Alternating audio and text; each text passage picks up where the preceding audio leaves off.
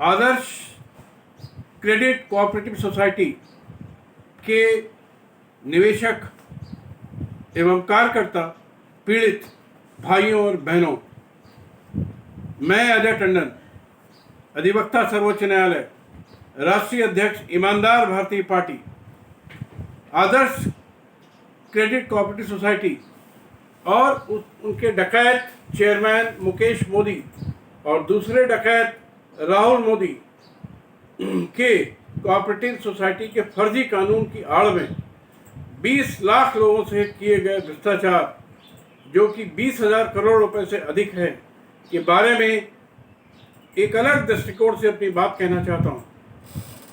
आदर्श credit cooperative society की शुरुआत वर्ष 1986 में हुई। वर्ष 1999 में इस फर्जी सोसाइटी के फर्जी मोदी परिवार ने राजस्थान में अपनी ब्रांच खोली और एक वर्ष 2008 में इस लुटेरी सोसाइटी ने अपनी 100वीं 100 ब्रांच खोलकर multi state credit cooperative society का पंजीकरण प्राप्त कर लिया बहनों भाई। और यहां से इसने बड़े पैमाने पर लूटपाट शुरू की और वर्ष 2016 आते आते भ्रष्ट केंद्र सरकार और भ्रष्ट राज्य सरकारों के सहयोग से इस महाभ्रष्ट आदर्श क्रेडिट सोसाइटी ने 809 ब्रांचेस पूरे देश में खोल डाली बहनों भाइयों। और वर्ष 2008 से 2016 तक 20 लाख निवेशकों को चूना लगाते हुए 20,000 करोड़ से अधिक की लूटपाट कर डाली और इस अवधि में 187 फर्जी कंपनियां बना डाली आदर्श के नाम से, आदर्श के परिवार ने। इन 8 वर्षों में multi state cooperative society act की धारा 2020 की धाराएं 31, 39, 43, 45, 48, 62, 65, 66, 67, 73, 77, 80, 86, 89, 90, 107, 108, 109, 110, 111 और 120 में दिए गए प्रावधानों और नियमों का खुला उल्लंघन किया बहनों भाइयों। सभी कानूनों की धज्जियां उड़ा दी केंद्र सरकार और राज्य सरकार और आईएएस के सहयोग से, सब मिले हुए और उड़ाकर 20,000 करोड़ का घोटाला कर हो गया। इन नियमों के तहत कृषि मंत्रालय, केंद्र सरकार, राज्य सरकारों का संवैधानिक कर्तव्य था कि वे उपरोक्त फ्रॉड सोसाइटी के द्वारा दाखिल balance sheet, statement of accounts, minutes of general meeting, board meeting, society द्वारा प्राप्त किए जा रहे धन और विशेषकर उसका उपयोग कैसा हो रहा है, जो कि ज़्यादातर अपने ही द्वारा बनाई गई 187 फर्जी कंपनियों में रुपया ट्रांसफर करके कर लिया गया।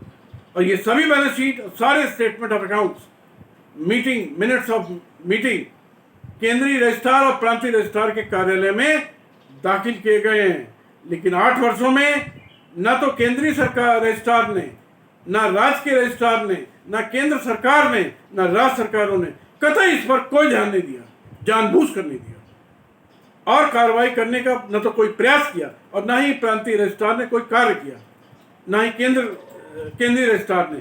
और ज़्यादा संभावना इस बात की है बहनों भाइयों कि केंद्रीय सरकार और केंद्रीय मंत्री या केंद्रीय रजिस्ट्रार की जानकारी में सारा घोटाला 2008 से 2016 के मध्य अच्छी तरह से आ गया था।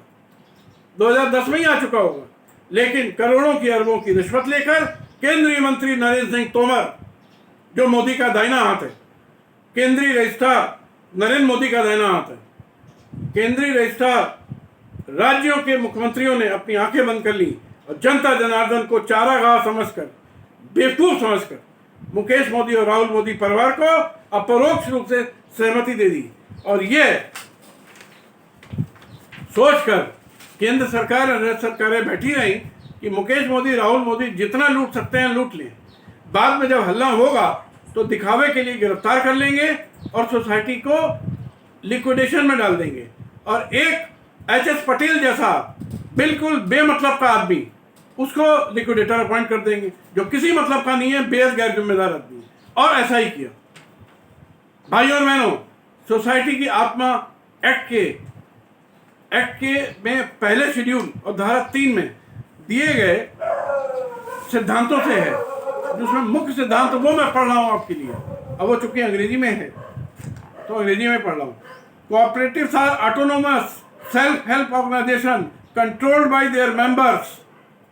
If cooperative enters into any agreement with other organizations including government or raise capital from external sources, they do so on terms that ensure their democratic control by members and maintenance of cooperative autonomy. इसका सीधा सा मतलब है कि society जो भी करेगी उस पर पूरा मेंबर्स का दखल होगा, उनकी अनुमति होगी। माध्यम जनरल मीटिंग के हर 3 महीने में 6 महीने में मीटिंग बुला करके पूरा लेन देन का विवरण सामने रखना चाहिए था और उसके लिए मेंबर्स को की अनुमति लेनी चाहिए थी। ऐसा कुछ नहीं किया गया और ये सब केंद्र सरकार राज्य सरकारों की परोक्ष अनुमति से ऐसा चोरी की गई। इसका अर्थ है कि सोसाइटी की पूरी कार्यप्रणाली में सभी सदस्यों का दखल अनुमति आवश्यक है, जो कि जनरल मीटिंग के द्वारा होती है, लेकिन भ्रष्ट सोसाइटी द्वारा किसी भी सिद्धांत का पालन कतई नहीं किया गया। ये सभी केंद्र सरकार राज्य सरकारों की शुरू से पता है, लेकिन मैं भी खाऊं और तुम भी खाओ की नीति पर चलते हुए लूट होती रही और सरकार और उनके आईएएस देखते रहे। अगर सरकारें ईमानदार होती बहनों भाइयों तो ये फर्जीवाड़े का खुलासा 2010 में 2011 में हो जाता और इतना बड़ा नुकसान देश की जनता का नहीं होता। लेकिन जैसा कि पूरा देश देख रहा है, सहारा के मामले में 10 करोड़ से अधिक लोगों का 10 लाख करोड़ रुपए लूटा गया। पीसीएल के मामले में 5 करोड़ से अधिक लोगों का 5 लाख करोड़ से अधिक रुपया लूटा गया। एल्केमिस्ट, आनंद निधि, प्रिज्म के मामले में 5 करोड़ लोगों से 5 लाख करोड़ से अधिक लूटा गया। इनमें से ज्यादातर लूट पिछले 10 वर्षों में हुई है और भी उससे ज्यादा लूट पिछले 7 वर्षों में प्रधानमंत्री नरेंद्र मोदी के कार्यकाल में हुई है। इसके लिए मैं ये मानता हूं कि पूरी तरह से केंद्र सरकारें और राज्य सरकारें जिम्मेदार हैं, जिन्होंने अपने संवैधानिक कर्तव्यों का कतई पालन नहीं किया, न कर रहे हैं। देश का लॉ एंड ऑर्डर मेंटेन करने का अर्थ सिर्फ दंगों को रोकना नहीं है, कोरोना के लिए कार्रवाई करना नहीं है, ये भी देखना है कि देश के कानूनों को ठीक से पालन किया जाए और जनता से लूट ना हो। परंतु केंद्र केंद्र सरकार ने लॉ एंड ऑर्डर मेंटेन करने में पूरी तरह से विफल रही है। बहनों भाइयों, अभी मैंने 13/5/21 को एक वीडियो आदर्श के निवेशक का और एचएस पटेल लिक्विडेटर के बीच हुई बातचीत का सुना, जो आपके शायद राजस्थान के ही है, जिसमें किसी निवेशक द्वारा liquidator HS Patel IAS retired से वार्ता हुई। लिक्विडेटर एचएस पटेल ने कहा कि वे अभी तक लिक्विडेशन कार्रवाई ही नहीं शुरू कर पाए। अब आप सोचिए कि जिस लिक्विडेटर का अपॉइंटमेंट अक्टूबर 18 में हुआ, वो लिक्विडेटर कह रहा है 13/5/21 को 1.5 साल के बाद, 1.5 नहीं 18 में हुआ तो 19 ले लीजिए, 20 ले लीजिए, 2 साल 2.5 साल के बाद वो ये कह रहा है कि अभी तक कार्रवाई शुरू नहीं हुई। इतना गैर जिम्मेदार लिक्विडेटर को तो तत्काल इस्तीफा दे देना चाहिए, उसको निकाल दिया जाना चाहिए। क्योंकि आदर्श, और उनका ये कहना है पटेल का कि आदर्श कोऑपरेटिव सोसाइटी की जो संपत्तियां हैं वो ईडी द्वारा अटैच की गई हैं। इसके विरुद्ध उन्होंने ट्रिब्यूनल में अपील दायर कर रखी है और एचएस पटेल का कहना है कि उन्हें ना तो ईडी से ना केंद्र सरकार से कोई मदद मिल रही। अरे मदद नहीं मिल रही तो इस्तीफा दे दो, नाटक क्यों करते हो? इसलिए लिक्विडेशन की कोई कार्रवाई 13/5/2021 तक शुरू ही नहीं हो पाई है।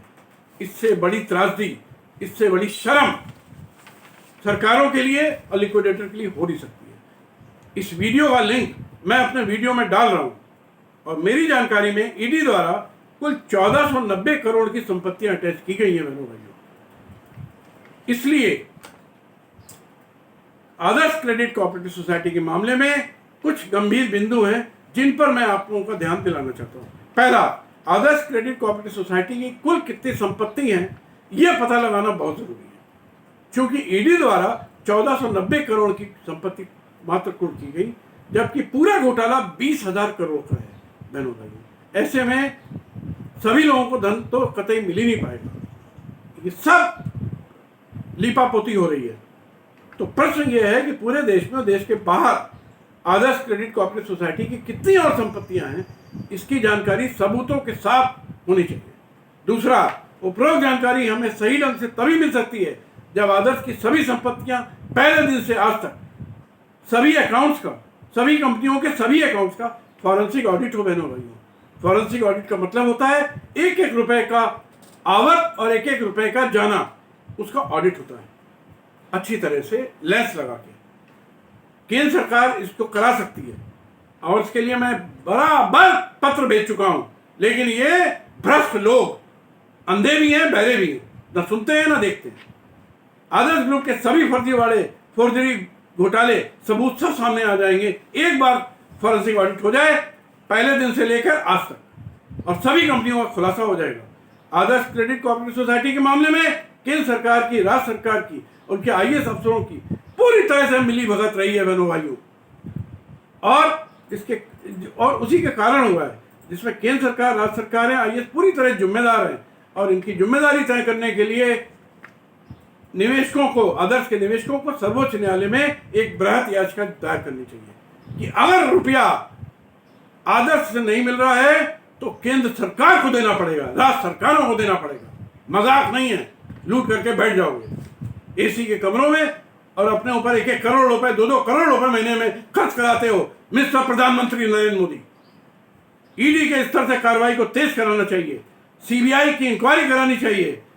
देश भर के सभी थानों में जहां इन फर्जी कंपनी ने कार्यालय खोले हैं, जहां जहां इनके निवेशक रहते हैं, वहां एक जहां निवेश हुए हैं, बृहत प्राथमिकी रजिस्टर्ड करवानी चाहिए ताकि पूरे देश की पुलिस को क्रियान्वित, एक्टिव किया जा सके और फर्जीवाड़े का जल्द से जल्द खुलासा और समापन हो सके और सबको पैसा मिल सके।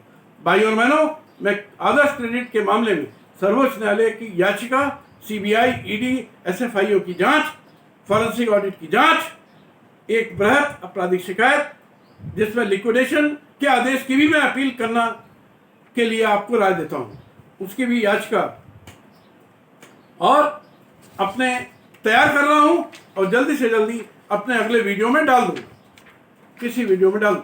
ऐसा मैंने भाई और बहनों, जैसे मैंने पिछले वीडियो में वादा किया था और उसी हिसाब से मैं इस वीडियो में निम्न याचिकाएं डाल रहा हूं।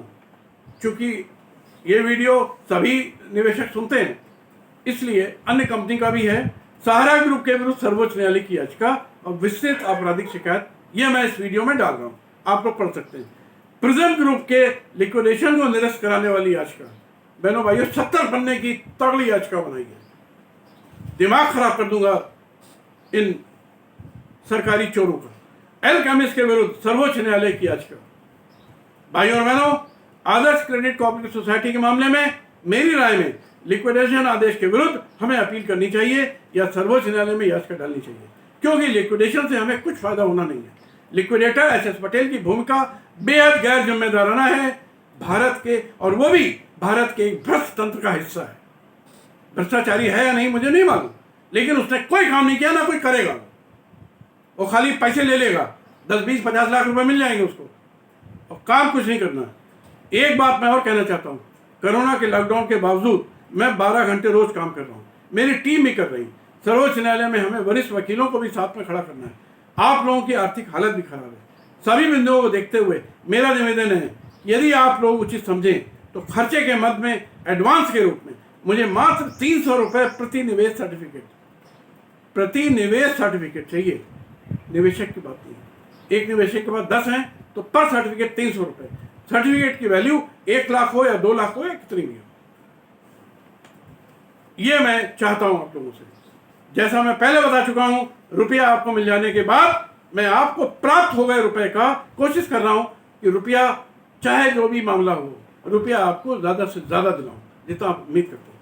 इसलिए मेरी फीस मैं कोशिश कर रहा हूं कि आपकी जेब से ना आकर के इन पापियों के अकाउंट से आए, लेकिन फिर भी मैं जो भी रुपया प्राप्त होगा उसका 10% लूंगा, जिसमें 300 रुपये प्रति सर्टिफिकेट घटा दिया जाएगा। फाइनली मुझे 10% चाहिए टोटल, और ये 300 देने के बाद जब तक फाइनल रिजल्ट नहीं आता मैं कुछ मांगने वाला नहीं।